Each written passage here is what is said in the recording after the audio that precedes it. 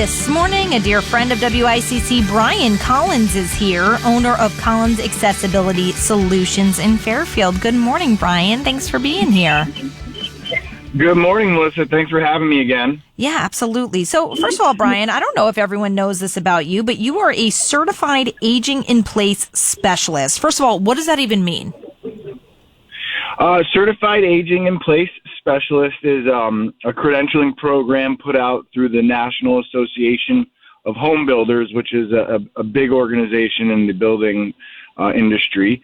And what it basically did was it provided me learning to be able to go out into the home and make recommendations to family members or husbands and wives, couples, individuals, to make their homes more safe and accessible. So, living there for as long as they want, keeping them in their home is, everybody's main goal these days, trying to stay out of the nursing home. So going in and putting in grab bars or things like a stair lift or, renovating the bathroom, anything like that to allow them to live barrier-free in their home. Okay, so some of the things you just mentioned allows them to remain home, feel like they're in a comfortable place, and not have to go to a nursing home. Are there certain things, though, that you do to increase safety? I know that's kind of more the independence factor, but what about safety? Yeah, safety. So we're all about fall prevention. Preventing falls. Usually a fall happening in the home is going to be one of the leading reasons of somebody entering into a nursing home, whether it be they, fall down and break their hip or get hurt one way or another, whether it's coming out of the house on slick or icy stairs. We can put in a good ramp system with traction on it that allows ice to melt through so they can walk down without any issue or be brought down by a loved one in a wheelchair. Like I said, safety in the bathroom, another leading place for falls, putting in secure grab bars in many different places so there's multiple points of contact for the individual to grab onto while they're getting up from the toilet or getting in and out of the shower is another huge thing that we provide. As well as stair lifts. Like I said, going up and down stairs is a very dangerous thing. So providing a stair lift, which is a machine that gets you from the bottom of the stairs to the top while you're sitting, and it rides up on a track. Those are all things that can help with safety. We're talking to Bryan Collins this morning. And Bryan, I know you and I know each other even before I took this job at ICC because my parents have been longtime customers of yours. They basically had to redo their home for my grandmother Joyce to stay at home for as long as she did. So, like the stair lifts and the handicap accessibility, bathroom, grab bar, everything, the ramp to get into her home, all of that. Over time, we did at our house. And of course, we only used Collins. But, for some people, I know my mom got this question a lot, and I wasn't sure if you could speak to it. When people see the amount of investment you make to create that environment, they think, holy moly, you must be loaded. But that may not be the case. When you compare how much money you're going to spend putting your loved one into a nursing home or an assisted living facility versus putting these upgrades into your home, I would imagine it saves you money, maybe not up front, but in the long run, when you think about how long somebody could live and stay in a home, I would think that this is probably the more cost-effective way as well, not just that it's a comfort for them to stay at home. Sure. So I absolutely, it's astronomical, the difference, and it is up front. I mean, just to get into a nursing home, you're talking, average cost nationwide is around $12,000 a month. Right. So, I mean, if you think about it, a stair lift is anywhere from $3,500 and up.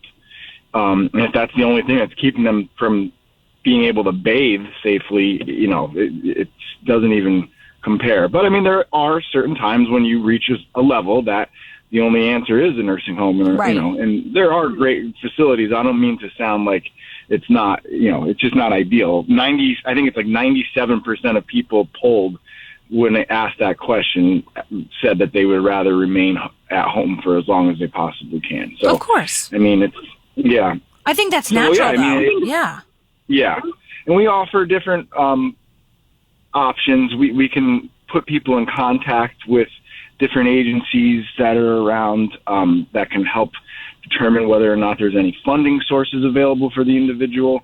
We also offer a care credit, which is a third-party credit agency that you can apply for and set your terms and get the product that way. So there's lots of different options. If finances are an issue, we can help navigate the next steps to try to tap into some of those sources. And for anyone who's not familiar, Collins has been around for a very long time. It's a family-owned and operated company. It's been around for 90 years. That's got to be something you're incredibly proud of, Bryan. I mean, how did you get into it, other than the fact that you're a Collins? How did you get into this line of work? Yeah, well, so I started working for the business when I was probably in second grade, coming after school and meeting my parents there and dusting shelves and putting stocking things away. And so I've always worked there. And then I was a delivery guy when I got my license, and went to college and did a couple things after that, but it ended up coming back. It's kind of in our blood, and not everybody in our family works there, but there's certainly a lot of us, and we're open to always having our family come and work for us. But what happened really for this division, Collins Accessibility, we kind of saw the writing on the wall. There's baby boomers are out there. There's more and more of them, and more of them are turning 65 every day. And the need to modify these homes to make them safe. When builders built these homes 60, 50, 80, even my house is almost 100 years old. Yeah. They didn't think about this kind of stuff. Mm-hmm. So,